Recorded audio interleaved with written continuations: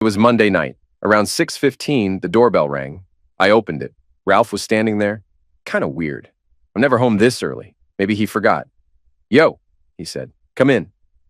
I grabbed a couple beers. We sat down. Game was already on. He looked around. She's not here, I said. Lois called around 5, said she was grabbing drinks with some work folks. She say when she's coming back? Just said she'd want another drink when she got home. I laughed a little. I was more than ready. We hadn't hooked up in over 3 weeks. Lately, she'd been cold, distant. Every time I tried to touch her, she pulled away. I'm tired. Got a headache. Back's killing me. Same excuses, over and over. Ralph got up after a while. 8, I gotta bounce. Later. I walked him to the door. Clock said 8 o'clock. Still early. I cracked another beer, flopped back on the couch. Must have passed out, I never do that. But the beer hit me just right. Next thing I know, I wake up, look out the window. The Yukon's by the curb. She was home. Kinda odd she didn't wake me. We could have gone to bed. Maybe finally had a real night. And yeah, we did. No complaints from her this time. But the next day, driving home, my mind went there again. Why is she always looking for a reason to say no? No dude wants to feel like he's not enough. But that's where I was. Couple weeks back, she hit me with, "Do you think I'm too loose?" Caught me off guard. Where the hell did that come from? I played it cool. Of course not, I said, then added, "Maybe I'm just a little small for you." She leaned in, soft voice. "You're not small, babe. You're perfect." Nah, she was lying, and not even good at it. You either tell the truth or lie like you mean it. Don't fake pat my ego. Still, I loved her. When I asked her to marry me, none of that stuff mattered. She said yes. But deep down, even back then, a voice kept saying this might not work out. Anyway, back to that night. I rolled over and nudged her, hoping maybe she'd reach for me like she used to. She cracked one eye open and sighed. "Oh, it's you." That crap hit me like a punch in the gut. I sat up, staring at her like I didn't even know who the hell I was looking at anymore. "The F does that mean?" I snapped. "What? Were you hoping it was someone else climbing into bed?" "Jesus, Lois, you serious right now?" She didn't even flinch. Just turned over like I was background noise. "Go to sleep, Rick. You're always looking for a damn fight." That set me off. "A fight? Nah, I just want to know who the hell you've been fantasizing about while you lie next to me every night like I'm already dead to you." She groaned and pulled the blanket up over her head. "You're exhausting." I grabbed my shorts off the floor, yanked them on without saying another word, and stormed out. Barefoot, beer in hand, I slammed the sliding door behind me and stepped onto the patio. The night was humid. Still, too damn quiet. Her voice, that tone, like she was disgusted it was me. Like she couldn't be bothered. It wasn't just tired. It was venom like, ugh, him again. Like I was some stray dog who wandered in. I sat out there under the stars, drink in hand, staring at nothing, and just the buzzing in my head. For the first time since we got married, I really started thinking. She ain't just out with the girls. Nah, something's off. Way off. The stories, the makeup, the new perfume she suddenly started wearing. It all started to reek of nonsense. Then it hit me. How the hell was I supposed to even prove it? I ain't got private investigator money. Hell, I was barely keeping up with rent and groceries. But then another thought slid in like a knife to the ribs. She didn't even care. I'd been yelling like a maniac, breaking crap downstairs. And she didn't come down. Not to lie, not to cry, not even to fake it. Like she heard me figure it all out and thought, oh well, screw it. I didn't want to go back up to that bed where she lay like a damn corpse.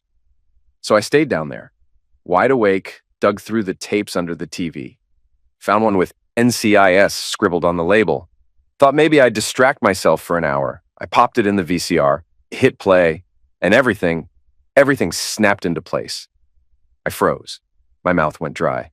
On the screen, clear as day, Lois and my cousin Ralph walked into our bedroom, smirking, hands all over each other. Angle was high from the top shelf in the closet. I could see the whole damn room. This wasn't no one-time thing. Nah, they knew exactly where to stand, what to do, like it was just another Thursday. I paused it, tiptoed upstairs like a ghost. She was out cold, snoring like she didn't have a single worry in the goddamn world. Back down, I hit play again. Then I heard it behind me. Oh God! I turned around. She was standing in the doorway, pale, shaking. Oh God, oh God, oh God, she started yelling, scrambling for the phone. Pick up, Ralph. Pick the F up. Dave knows. He saw the damn tape. I told you to grab it, you moron. I told you. I walked over, calm as a storm, right before it breaks. She flinched when I snatched the phone out of her hand. Hey, Ralph, I said. Why don't you come get your tape, huh? But bring your vest. You might need it. My voice was ice, controlled, but done. You better stay the hell away from me, cousin, I added. I'll be at every family BBQ, every birthday, every goddamn funeral, and when I see you, it's on sight. One of us ain't walking away. I slammed the phone so hard it cracked. Turned to Lois. Congratulations. You and that rat fool just saved me a couple grand. Didn't even need to hire anyone. You gift-wrapped your own downfall. I pulled the tape out the VCR, held it up, kissed it like it was my golden ticket, and set it on top of the TV like a trophy. She stared at it like it was going to explode. What are you going to do? She whispered. What do you think, genius? I'm divorcing your cheating A. But I don't want a divorce, she mumbled. I laughed. Hard. Mean. Why? 'Cause you'll lose the house. The money. My name. You don't give a damn about me. You just don't want to deal with the fallout. I took a step toward her. Start packing. Get your crap and leave before I decide to give you what you really earned tonight. She didn't say another word, just ran out like her feet were on fire. As soon as I heard the door slam, I pulled a blank tape, set it where the other one was, and tucked the real one into the back of the cabinet behind the cereal boxes. Made a pot of coffee. Sat at the kitchen table, started a to-do list for the morning. We weren't in a no-fault state, but most judges still split stuff 50-50ths, unless there was cheating or a crime. I had proof of both. The house was mine, got it from my folks. I'd thought once about putting Lois on the deed. Glad I never did. While I was writing, I heard her come down the stairs. A minute later, front door opened, then slammed shut. 2 a.m. No clue where she was headed. Didn't care, just kept thinking. How does love flip to hate that fast? I glanced at the list again. With the internet, I could handle some of it right away. Got up, walked through the living room. Noticed the blank tape I'd left on the TV was gone. I smirked. Bet she thought she grabbed the right one. Hope she didn't check it. If I was lucky, I could use the real one later to blow it all up. In my room, I logged into online banking, pulled everything from our joint account, left $10, moved it to a savings account I'd had since before we got married. She had one too. We never merged them. Then hit the credit cards. Paid off the joint ones. Shut them down. Amex and Visa were mine only, so I left those. Next day, I called to confirm. Everything locked down. Felt good. I slept better than I had in weeks. Alarm hit at 7. I was out the door by 7:45, ate quick at Tricacci's, then hit the bank as it opened. Called work on the way out. She called earlier? The front desk said. Your wife said to call her. Yeah, right. I hung up. At the bank, I got a safe deposit box in my name. Moved everything from the shared one, then headed to work. Myra handed me a stack of notes. She's still blowing up your phone, she said. Lois and I are splitting, I told her. No more messages from her. Myra nodded. Alan wants to see you. Walked straight to his office. His assistant waved me in. You picked a hell of a day to be late, Alan said. You're flying to Atlanta. Morgan's people won't sign. And you're going to fix it. I shook my head. Bad timing. I need to file for a restraining order. Change the locks, too. She might try to take the house while I'm gone. Give me your keys, he said. I'll take care of it. Call Bert Ellsworth. He handled my divorce. Good guy. I'll let him know you're coming. Shirley booked your flight. Delta counter. Couldn't say no. The job paid too well. Atlanta it was. Rushed home, packed, set the machine, bounced. Called Ellsworth from the car. Soon as I said my name, I got through. Told him what was up, what I needed. He gave me tips. I gave him my card number. At the airport, after the usual TSA mess, I sat at the gate and thought about the lie I told him. I said I heard Ralph say, if he flips out over this, I'll kick his A straight. Then I said Lois replied, great, can I watch? Might give him a little love tap myself. Total lie. Never happened. Wouldn't come up in court anyway, but if it kept her out the house till I got back, I'd lie all day. After what she did, I earned that. Ellsworth said getting the order would be easy. Just had to show up in 10 days to make it stick. Atlanta went smooth. Within an hour, contract was signed. Alan called. Locks are changed, he said. My son-in-law's a cop. He'll keep an eye on your place. I saw the 2 more clients while I was there. Before flying out, I noticed my phone was still off from the meetings. Turned it on. 6 missed calls, 3 voicemails. One was from Ellsworth. The rest, Lois. Deleted hers without listening. Same crap every time. Call me. We need to talk. Things are getting out of hand. Ellsworth's message said he got the order. Lois would get served at work in the morning. I made a note to thank Alan for that lawyer. I pulled into the driveway just after midnight. As I got out, a guy stepped from another car. "Sheriff's deputy," he said, flashing his badge.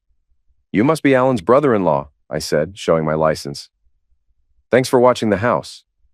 "All the locks use the same key now," he said, handing over a key ring. "Your wife showed up at 4:30, then again at 9, got loud, threatened to call the cops. She was surprised when I showed her my badge and told her the cops were already here," he added. Inside, I saw the answering machine blinking. I shut off the phone and went to bed. In the morning, I cleaned up, dressed, and finally hit play. All the messages were from Lois. "Call me before you do something stupid," she said. Too late. At the office, Myra looked up. "She called again," she said. "What did you tell her?" I asked. "That I've been told not to take calls or messages from her," she said. "She hasn't called since." I leaned down and kissed her forehead. "I don't know what I'd do without you," I said. "I bet you say that to all the girls," she laughed. I walked into Alan's office. "Morgan, deal's done," I said. "And thanks for the locks and the lawyer." "What's next for you?" he asked. "Move on. Try to find someone who'll put up with me," I said. "You'll be all right. First months are rough, gets better," he said. Back in my office, I called Ellsworth at 9. "We'll file by 10, he said. "Want her served before lunch?" "Do it at 10. No need to wait," I said. Later, Lois came by and asked me to lunch. "I could use a break," I said, and we went to Tricacci's. After we ordered, Myra walked over. "How's it going?" she asked. "Fine. Why?" I asked. "My brother and sister went through divorce," she said. "I know it's rough. Helps to talk to someone not involved." "You applying for that role?" I smirked. "Someone's got to cheer you up. Why not me?" she said. "Cheer me up?" I asked. "Yeah, you could use it," she said. She pulled out a folded sheet and handed it to me. "Today's cheer up," she said. I opened it. List of names. "What's this?" I asked. "Girls who'd be into you now that you're free," she said. I scanned it. "Liz Fisher? The redhead in accounting? Thought she was engaged," I said. "She was." "Caught the guy cheating. Dumped him," Myra said.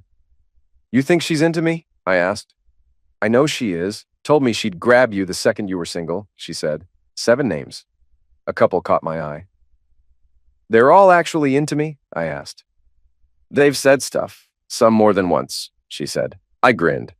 "Funny, your name's not on here," I said. "I thought about it," she said. "But with everything going on, I decided not to." "Why? Other than the obvious, I'm still married?" I asked. "Exactly. You're not even divorced yet. And your wife cheated. Last thing you need is more mess," she said. "You gamble. I thought you and Harold were good," I said. "We were, until I found out he was sleeping with his secretary. I didn't leave. I just returned the favor," she said. "You're wrong about one thing," I said. "You being married wouldn't have stopped me. You should have put your name on that list. You're perfect for me right now." "You're joking," she said. "Nope, I like 3 of the names. But you've got something they don't," I said. "What's that?" she asked. "You're married. They're not," I said. "You're gonna have to explain that one," she said. "Right now, I don't want to catch feelings. With those 3, it'd be too easy. But you're in revenge mode, no strings. Just 2 people blowing off steam," I said.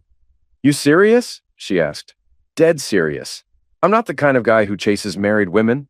But if a married woman shows up and says she's free, in that moment," I said. "What about a long lunch?" she said with a grin. "I'd be down," I said. "We got time today?" she asked. "Not today. Got a 2 p.m. with the Hayes people, but I'm clear tomorrow," I said. "It's a date," she said. Was it wrong to meet another woman while still married? Maybe. But Lois cheated first. Ellsworth said she'd been served while I was eating lunch with Myra. Now we were legally split, and that meant I could do what I wanted. 2:45 a.m. My phone lit up. Lois. Figures. She must have gotten served. I picked up. "What?" I said flatly. No hello, no tone. Just ice. "Why the hell can't I get in the house?" Lois snapped. "What the hell is this divorce nonsense? Why aren't my credit cards working? And a restraining order? Are you out of your goddamn mind?" "No," I said calmly. "Just out of patience. The cards got cut because I don't fund side pieces. And the house? You don't live there anymore. I don't want you in it, and you're not coming back. You need to stop this nonsense, Dave, Lois fired back. You can't seriously be throwing away everything just because I had a little Zex on the side. It didn't mean anything. No feelings. It was just recreational. I only love you. Nah, I said, letting the disgust sit in my voice. See, to me, you're just a hooker who got caught. And that's why I filed for infidelity. This ain't just Zex. It's betrayal, and I'm done. We need to talk, Lois said quickly. Face to face, like adults. All right, I said, surprising even myself. Where and when? Tonight, Lois replied. 10 o'clock. Not gonna happen, I said. You're not stepping foot in my house again. You can't keep me out, Lois said, all defiant. I can and I did, I told her. You're not on the title. The place is mine. My parents left it to me, not us. You can come get your crap after my lawyer arranges it. With someone there to watch your hands. You're not taking crap that ain't yours. Why don't we forget the legal crap and just fix this, Lois said, shifting gears to sweet talk mode. I'll talk, I said. Just not in my house. That door's closed. You're being unreasonable, Dave, Lois muttered, voice getting tight. No, I'm being smart, I said sharply. You should try it sometime. Fine, Lois snapped. Tomorrow night, Angelina's. 6 o'clock, booth in the back. I hung up. No goodbye, sat there staring at the phone like it was a joke. She really thought I'd swallow that just Zex line like it was a damn aspirin. She'd played me for years, and now she was playing desperate. She still thought I was that same naive guy. She didn't realize I'd buried him the second I saw that tape. After work that night, I hit up the landing strip for a drink. It was Wednesday, open mic night. Figured some bad jokes might take the edge off. I grabbed a seat at the bar. Karen walked over, smiling. The usual, Dave? She asked. I don't know, sweetheart. I usually order a PBR and a date with you. So far, just getting the beer. Told you I've got a guy and I'm keeping him. PBR it is then.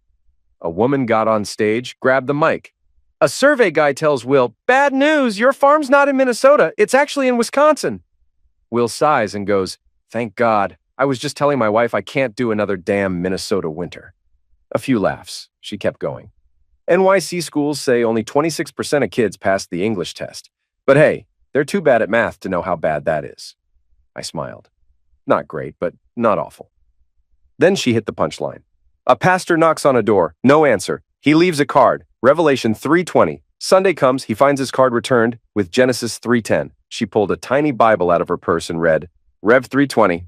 I stand at the door and knock. Gen 3:10. I was afraid because I was without clothes. That one got me. I laughed for real. 2 more comics came up, both pretty decent. I left feeling better than I had in days. Maybe there's truth in it. Laughter really does help. Next day, I barely sat down at my desk when Myra said, lunch date, remember? Morning flew by. At 11:30, we dipped out. On the way to the Marriott, I asked, you sure you want lunch first? She laughed. Hard to perform on a full stomach. At the desk, I signed us in as Mr. and Mrs. Ralph Tomlinson. Felt right. Lois always liked that name a little too much. Once we got inside, we didn't waste time. Clothes off, straight to bed, no talk, no pause, just heat. The rest of the day blurred by. 6 p.m., I was already at Angelina's, parked in the back booth, far away from the music and fake smiles. Dark corner, quiet, perfect place for a crap conversation. I ordered my usual, lager, no food. I wasn't staying long. 5 minutes later, Lois strutted in, like nothing was broken. She still looked good. Perfect makeup, killer dress, same old show. But none of it hit the same. That spell was broken. The waitress came over. What can I get you to drink, ma'am? The waitress asked. Cosmo, Lois snapped, like the whole night was already beneath her. Separate checks, I told the waitress before she could even write anything down. Lois glared at me across the table. Really? She said, separate checks? I took a slow sip from my beer and said, you called this little meeting. Let's hear it. I got better things to do. Lois crossed her arms. You could have at least pretended to be polite, Dave, given the situation. Polite, I said, raising an eyebrow. You're lucky I didn't bring a lawyer and a bat. Say what you gotta say or I'm gone. She sighed, heavy and fake. You're blowing this out of proportion. We don't need a divorce. I love you. Always have. What happened with Ralph, it didn't mean anything. You screwed my cousin, Lois, I said, flat and sharp. More than once. That ain't a mistake. That's a routine. It was just Zex, Lois said, brushing it off like she was talking about ordering the wrong coffee. That's all it was. No emotion. I don't even like him. He's not a threat to us. If he meant nothing, why were you always with him instead of me? I asked. I wasn't neglecting you, Lois said defensively. Nonsense, I fired back. 6 months of you turning cold. Then the last 3 weeks, every night it was, I'm tired, or not tonight, while you were sneaking off with him. Lois shook her head. It hasn't been that long. It has, I said, and the last time I touched you, you pulled away like I was a stranger, then said, what was it? Oh, it's you. That liquidated everything. That told me exactly where I stand. She looked down at the table and muttered, that wasn't what I meant. You said it, I snapped. You looked disappointed it was me in our bed. That wasn't an accident. And then the tape? That was the nail in the coffin. Lois looked up sharply. You really believe the crap I said to Ralph? I was just stroking his ego. He's insecure. He wants to think he's better than you, but you've always satisfied me, Dave. I laughed, loud enough that people turned. Then why cheat at all? I asked, voice like glass. It's only Ralph, not a bunch of guys, Lois said, like that made it better. One guy's still one too many, I growled. She leaned forward and said, up until the tape, we had a good marriage, didn't we? Good? I said. Sure, not great. And knowing you were screwing him before we even got married didn't help. Yeah, I was seeing him then, Lois admitted. But I married you, Dave. I chose you. I love you. Then why keep screwing him? I asked, cold and relentless. She hesitated, then went for the low blow. Because he gives me something you don't. Size, Dave. But maybe you should see it like Ralph was helping you out. I blinked. Cold rage, no words. You're insane, I said, standing up. If that's your defense, this conversation's over. As I slid out of the booth, she blurted, you won't win the infidelity claim, Dave. You don't have proof. I turned, calm again. You're forgetting the little gift you and Ralph left behind, the tape. You sure you still have it? Lois asked, smug. Yeah, I said with a smirk. I'm sure. Then I walked out.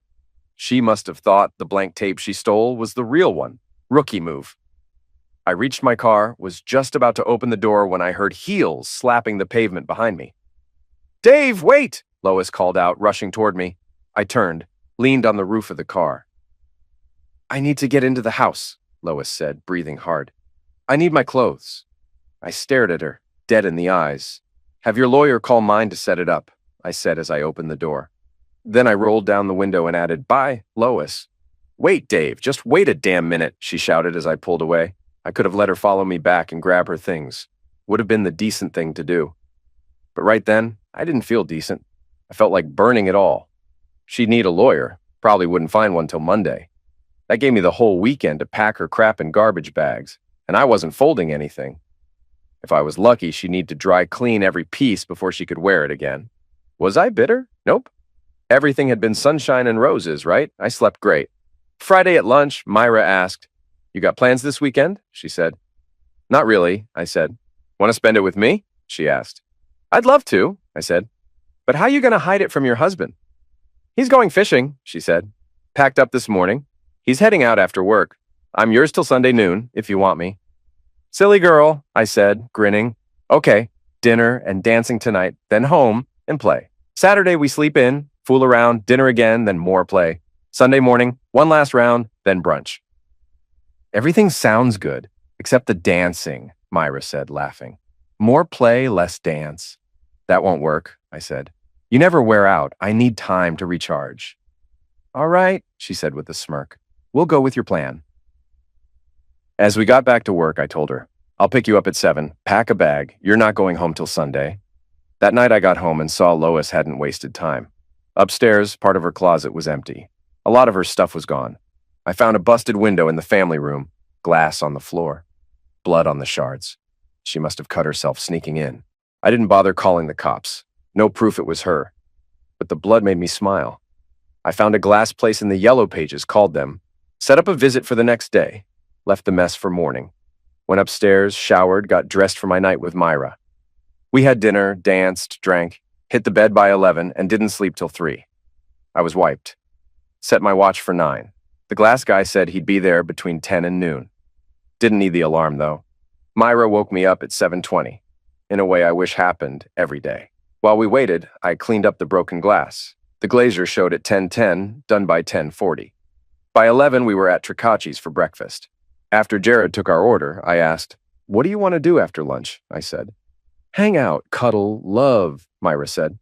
I can handle that, I said. That's exactly what we did. We were in great moods. Around 5, we called in pizza and just kept going like we had all day. After eating, no more play. We crashed on the couch, turned on the TV. But halfway through the show, we got distracted again. Sunday morning hit, and I knew I had to give her back. Over pancakes at the Village Inn, I asked, "How much time do I have?" I said. "What do you mean?" she asked. "How long till you leave me?" I said. "Why do you think I will?" Myra asked. "You told me you flirt with your husband," I said. "Made it sound like your flings don't last long." "Maybe, but it wasn't really my choice," she said. "Most guys I hooked up with got clingy, wanted me to leave Harold, but they couldn't keep up. I've got a nice house, nice life. I wasn't giving that up for a one-bedroom and wondering how to pay rent. And most weren't even better in bed than Harold," she added. "Plus, they were messy. I figured if they'd screw a married woman, they probably couldn't be trusted. I always wore my rings, too." "I don't get that," I said. "You wore your rings, new guys knew you were married, and still let it happen." "I wasn't looking to replace Harold," she said. "I just wanted payback. Sleeping with them didn't mean I cared. And if they got clingy while knowing I was married, how could I ever trust them if I did leave him?" "So I'm just another dirtbag?" I asked. "Don't be dumb," Myra said, smiling. "You're not like them. I've worked with you over 5 years. You never once came on to me. Think about it. You didn't chase me. I made the first move. That says a lot." "Love, that was my engraved invite," I said. "Told you before, I don't chase married women. You offered. I just had the brains not to say no." "If I ever leave," Myra said softly, "it won't be anytime soon." "We got time for one more before I take you back?" I asked. She smiled wide. That was a yes. Sunday night, I hit the bed feeling like the happiest man in the damn state. Maybe even the whole block. But Monday morning, on the way to work, the real world came knocking. I thought about Myra. I knew this thing couldn't go on like it did all weekend. I was suing Lois for cheating. If she got a smart lawyer, he'd dig. If she had nothing on me, I'd walk away clean, win the house. But if I got caught with Myra, Lois could fight back and win. Still, I couldn't let it go either. I'd gone too long with nothing while married to a liar, and I wasn't about to go back to nothing. When I got to work, I called Myra into my office and told her the problem. Then I asked, "You got any ideas?" I said. "A few," she said. "But I don't know." "If you got something, say it," I said. "Let's hear it." "Okay," she said. "First off, those visitor chairs out there suck. Get a real couch, something comfy, people can sit or lie down." "I can do that," I said. "And since you stay late most nights, I'll have to stay too, to help. Once the couch is in place, you leave first. I'll wait 10-15 minutes so nobody sees us leave together." "That could work," I said. "Also," she went on, "I could book a hotel during lunch, call you with the room number. You go in like you're there for a meeting, head up to the second floor where the conference rooms are. Then take the stairs down to the room. Looks less shady." "That's smart," I said. "But how many fake meetings can we hit before someone catches on?" "That's why you hang a do not disturb sign on one of the real conference rooms when you pass it. Just in case anyone's watching. Makes it look real. But bottom line, we never walk in or out together." "All right," I said. "Set up the conference for tomorrow. We'll try it." She nodded and went back to her desk. It was a long day. I didn't order the couch until 4. Didn't ask for approval. Just bought it with my own card. At 5, I called her back in. "Tell your husband you're working late Thursday," I said. "Couch gets dropped off around noon." "How'd you get a Hearn in accounting to move that fast?" she asked. "Didn't," I said. "I paid for it myself." She looked around, made sure no one was near, leaned in and kissed me. "Was hoping I wouldn't have to wait till Thursday," she whispered. "You already forgot about tomorrow's meeting with the Ajax guys?" I asked.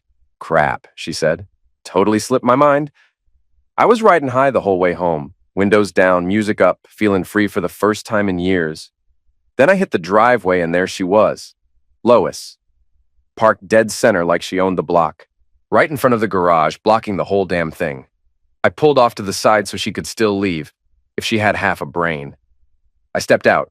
She stepped out right after me, all dramatic.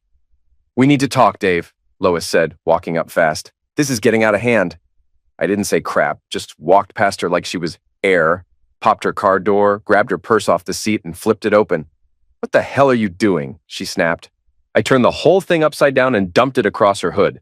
Lip gloss, receipts, pills, keys, old tissues, mess everywhere. I picked through it, found the bills, peeled off a 20. You still owe me 14 bucks for that window you busted, I said, pocketing the cash. Consider it collected, and no, Lois, we don't need to talk. I already said what mattered. Everything else? I don't give a damn. She tried the sad tone. Fake as hell. Damn it, Dave. I love you. I don't want this. We can fix it. It doesn't have to be like this. You love me? I said, finally turning to her. Lois, you were screwing my cousin before I put a ring on your finger. You think that's love? That's treason. And yeah, it does end like this. Divorce, no comeback, no part two. She crossed her arms, jaw tight. I was hoping you'd listen to reason, Lois muttered. But I guess I always knew better. If you're really pushing this divorce, I'll fight it. And I'm not letting infidelity be the reason. I know how the court works. I'm not walking away with 30%. Screw that. Sorry you think betrayal should come with a bonus check, I said coolly. But infidelity still stands. That's what you did. And that's what I'm filing. You're going to have to prove that, Lois fired back. And you can't. Your word against mine, Dave. I'll lie till I'm in the grave. You try to screw me, I'll drag you down too. I raised a brow. You forget I've got visual proof, I said. That little Zex tape you and Ralph so kindly filmed? Full shot of the room, nice angles, real clear. She smirked, cocky. No, Dave, I didn't forget, Lois said. I grabbed that tape the night I left, and I smashed it, gone. Now it's just you running your mouth. I laughed, low and mean. You what? I said. You really destroyed it? Wow. Ralph's gonna flip his crap. He was hanging onto that tape like it was gold. You just lit his last bargaining chip on fire. I don't give a damn about Ralph, she hissed. Yeah, I used him, wanted what he had. But I don't need him, I need you. I shook my head, didn't even flinch. Nah, I said. You need a doormat. Someone stupid enough to take you back. That guy's dead. You burned him. I held up the 20, flicked it once between my fingers. And you still owed me for the window, I added. So, thanks for the tip.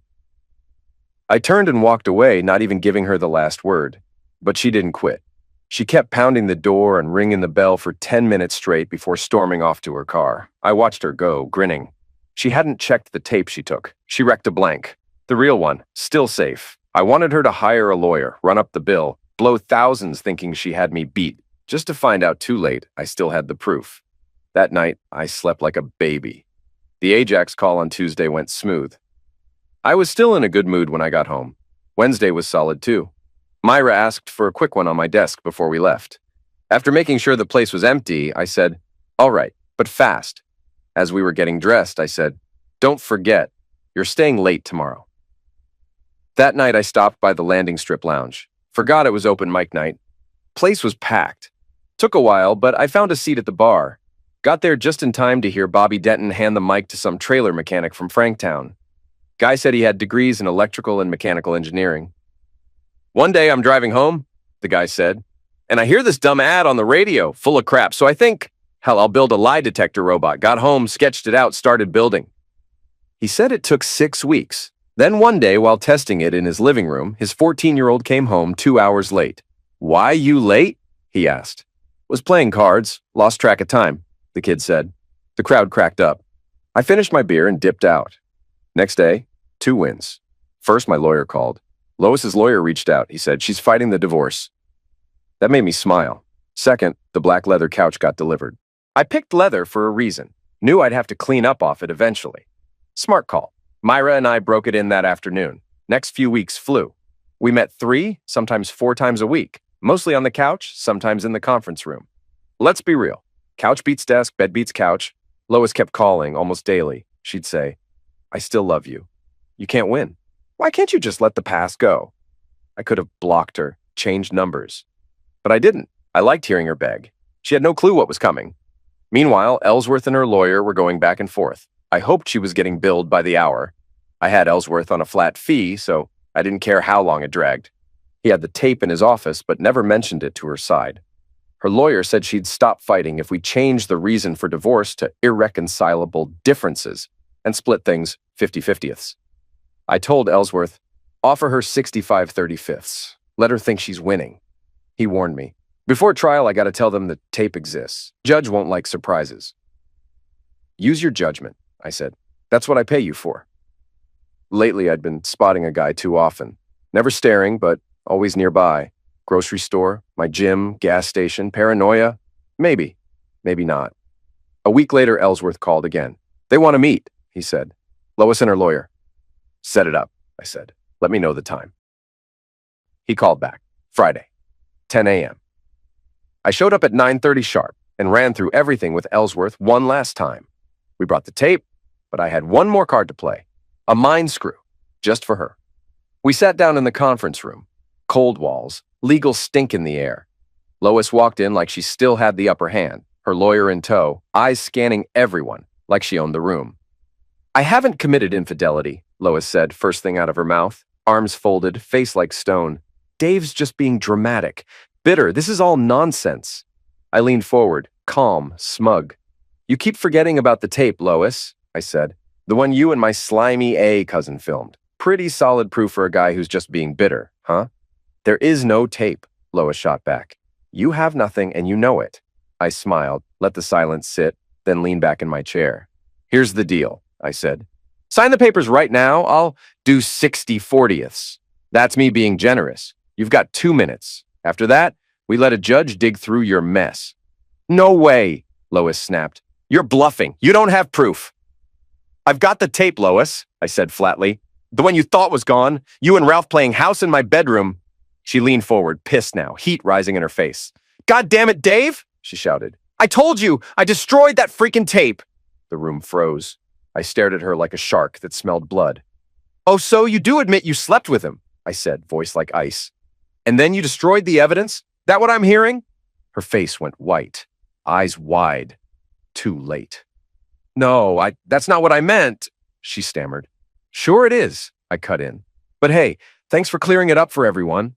Her lawyer tried to jump in, waving it off. If there's actual evidence, the lawyer said, trying to salvage it, now's the time to bring it out. I nodded to Ellsworth, who stood up without a word, walked to the old AVCR at the end of the table, and slid the tape in. Last chance, Lois, I said, standing slow. I'll still do 60/40ths, but the second he hits play, that ship sails, and we go to court. You will lose. Screw you, Dave, Lois hissed. You're bluffing. You don't have crap. Ellsworth didn't say a word. He just pressed play.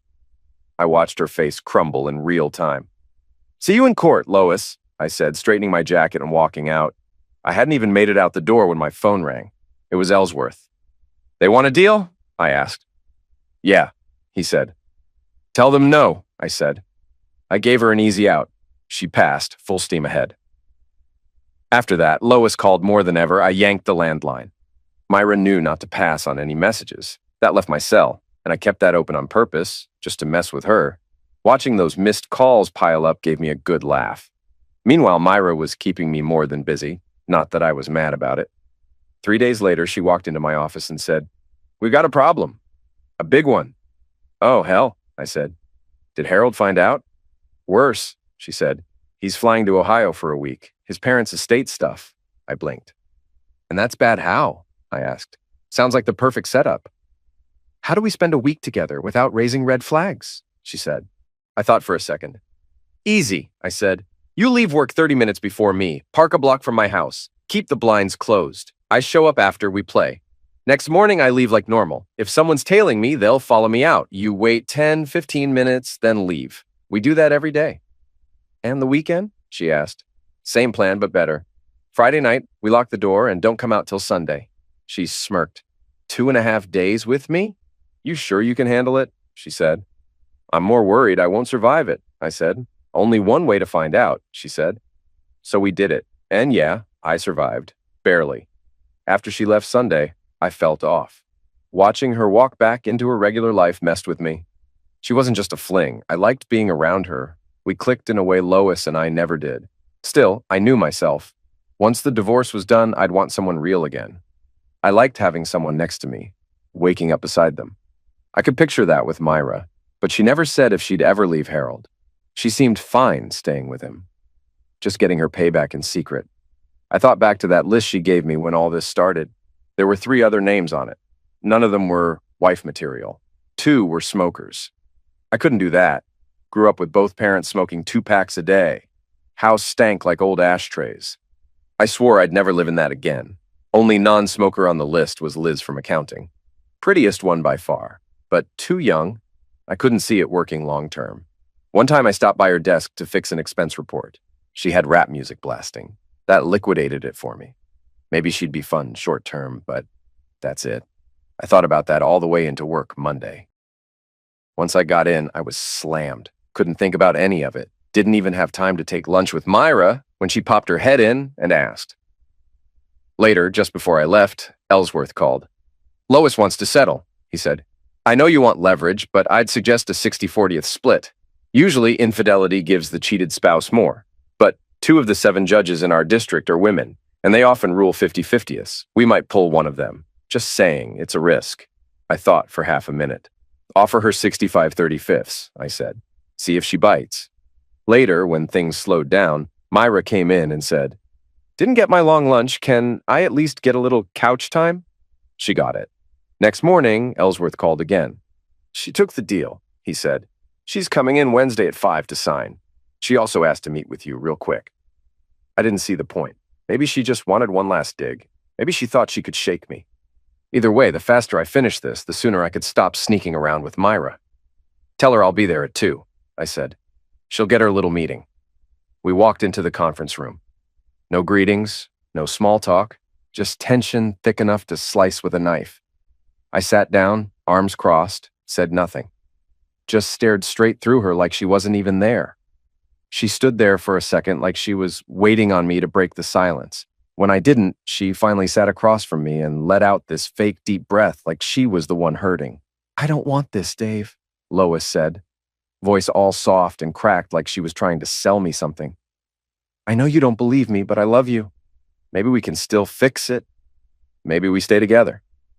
I leaned back in my chair, gave her a long stare. "Nah," I said. "That ship sank a long time ago, Lois. Look, if this was just a quick dumb fling, some drunken mistake years into the marriage with a guy you used to know, maybe I could have swallowed that. But this?" I leaned forward, elbows on the table. "You had a whole A relationship. Before we were even married, you stood up in front of God, my family, your family, and straight lied to my face. Nah, that's not something I come back from." She looked down, voice barely a whisper. "I don't even love Ralph. I barely like the guy," she said. "But I do love you," I scoffed. "Then explain this to me," I said, real slow. "You gave him your body over and over. Meanwhile, the man you claimed to love went months without a single damn touch. No hugs? No sex? Just cold shoulders and nonsense excuses?" I shook my head. "That ain't love, Lois. That's straight up cruelty." She blinked fast, tears starting to build, but I wasn't buying it. "That's it?" she asked, voice cracking. "That's all you've got to say? You're just done?" "Yeah," I said. "I'm done. I can't trust you. And without trust, there's nothing left. I'd rather be alone than live next to someone I got a side eye every time she checks her phone." I stood up, ready to walk out, but I paused at the door, turned back, looked her dead in the eyes. "You're a pretty woman, Lois. That's the sad part. You'll probably land some other sucker, but I hope he breaks your heart. I hope he lies to your face, sleeps around, and makes you feel like you're nothing, just like you did to me." I left the meeting and drove to the landing strip. Sat at the bar. Karen dropped a cold PBR in front of me. "Well, well," she said. "Where you been hiding, handsome?" "Getting divorced," I said. "Wasn't really in the mood to hang out. Needed a beer." "Divorce?" she said with a grin. "So I can finally make my move. I've been flirting with you for years. You always said you had this great girlfriend." "Yeah," I said. "Thought I did. Turned out he wasn't who I thought he was." I waved for the tab. Karen took my cash, came back with the change, still smiling. "When it's final," she said, "don't forget about me." "I won't," I said. "Take care, Dave," she said. I walked out feeling better than I had in weeks. Karen was into me. Who knew? Once Lois signed the papers, that was it. Judge still had to stamp it, but to me, it meant freedom, no more hiding. Myra and I were done sneaking around. At 10 the next day, Myra came into my office. "We doing a long lunch today?" she asked. "Sure," I said. "I'll leave around 11:20 and grab a room." She shook her head. "Won't need to," she said. "Lois signed yesterday. We're in the clear." We left at 11:30, headed to the Marriott. As soon as we shut the door to room 403, we hit the bed. Later, while we got dressed, she asked, "So, what now?" "What do you mean?" I asked. "I mean, now that you're free," she said, caught me off guard. "As long as you want me, I'm here," I said. "But yeah, I'll want a wife again someday. I liked being married." "What would you want in a wife?" she asked. "Pretty. Loves me. Tough enough to handle me. Knows how to cook," I said. "I can cook," she said, watching me. I paused, then smiled. "If you want the job, I'll move your name to the top of the list," I said. "Only catch, I don't do bigamy." She blinked, then it clicked. Her face lit up.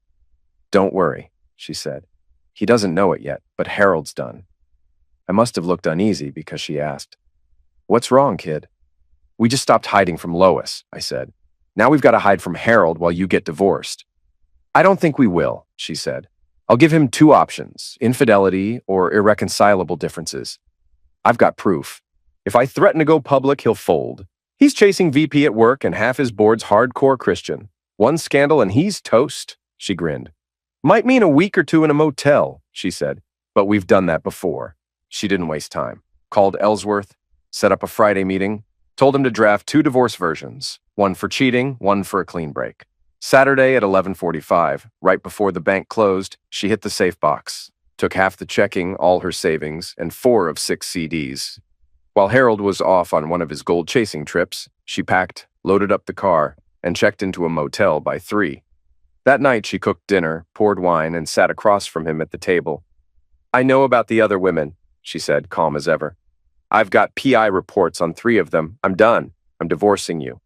She told him about the money, the move, and said she'd sign over her half of the house.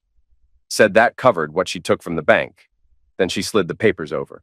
"You've got till 10 a.m. Monday to decide how you want to do this," she said, standing up. "Oh, and I left you the dishes." No shock when he called later and said he'd take the clean option. On Wednesday, they met at Ellsworth's office, and Harold signed. Myra stayed in the motel that weekend, let it cool off. By Sunday afternoon, she moved in with me. We agreed to stay under the radar until both divorces were final, then get married. But new problem. She loved her job, and our company didn't allow family working together. Closest transfer was 90 miles out. Neither of us wanted that. So we lied.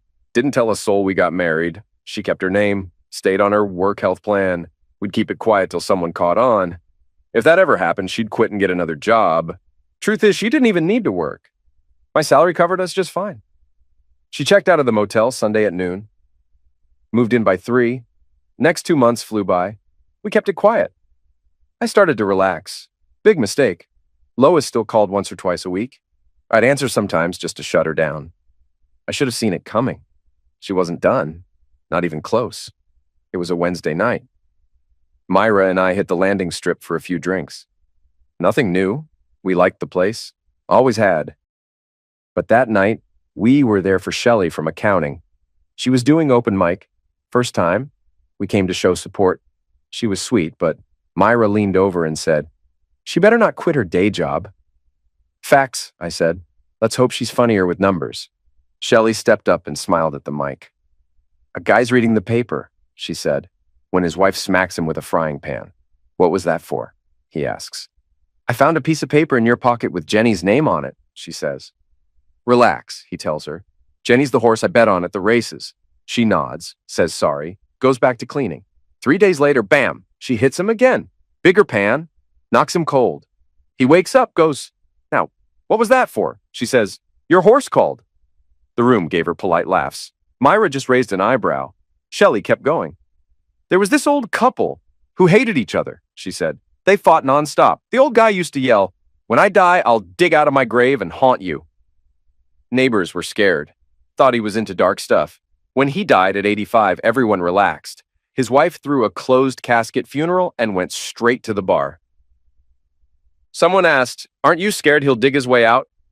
She laughed and said, 'I buried him upside down. He'll never stop to ask for directions.'" Some chuckles from the crowd. I sipped my drink. "Well, she tried," I said. "Bless her heart," Myra said, smirking. "But she really needs to stick with spreadsheets." Just as Bobby Denton stepped up on stage to introduce the next act, I felt something wet and sticky splash across my back. Keep your damn hands off my man, you hooker, a voice shrieked. I turned and caught the tail end of it, Lois, red-faced and raging, dumping her drink all over Myra's head like we were in a damn soap opera. Before I could even blink, Myra launched hers straight into Lois's face. Ice cubes, vodka, the whole thing. Smack. Lois slipped, heels flying out from under her, and hit the damn floor hard. I grabbed Myra by the arm and dragged her outside before this turned into a police report. At the car, I popped the trunk and pulled out some old rags. We were wiping ourselves down, trying to calm the hell down, when the door slammed open behind us. Lois stumbled out, blood dripping from her nose, makeup smeared like a horror movie. She was dazed, probably from the beer bottle someone nailed her with on the way out. And right next to her, Ralph, my piece of crap cousin. In his greasy leather jacket, looking like he crawled out of a dumpster behind a strip club, I dropped the rag. "You rotten son of a witch!" I roared. I didn't wait. I charged him. He panicked, shoved Lois right out of the way. She hit the pavement face first and took off like a rat in daylight. I chased him for 3 blocks, full sprint, but the fool had a head start and fear in his veins. I finally gave up, breathing fire, and made my way back to the lot. And when I got there, Myra had Lois pinned against a car, finger in her face, screaming at full volume. "Get it through your thick skull, you stupid cow!" Myra yelled. "I didn't steal him, you threw him away, and I was just smart enough to pick him up." I walked up, still catching my breath. Myra turned to me, brushing her hair back like nothing happened. "Let's go," she said. "I gotta talk to Joe before we bounce." Inside the club, I found Joe Lambert, the owner. He was behind the bar, grinning like this was just another Friday night. "Any damage I gotta pay for?" I asked. Joe chuckled. "Nah, man. Just some spilled drinks and a bruised ego. Crowd ate it up. Just save the drama for intermission next time." When I came back outside, Lois was standing by the entrance like some ghost of her former self. Face smeared, dress soaked, blood crusted on her upper lip. Myra was already in the car. Lois stepped forward, eyes wide, voice cracking. "Please, Dave," she said. "Don't go through with the divorce. I'm losing it. I love you. I swear I do. We can fix this. Just give me a shot." I stared at her like she was a joke. "You've got to be the dumbest woman I've ever met," I said. "You're crying about how much you love me. And the same prick who ruined our marriage is your +1 tonight?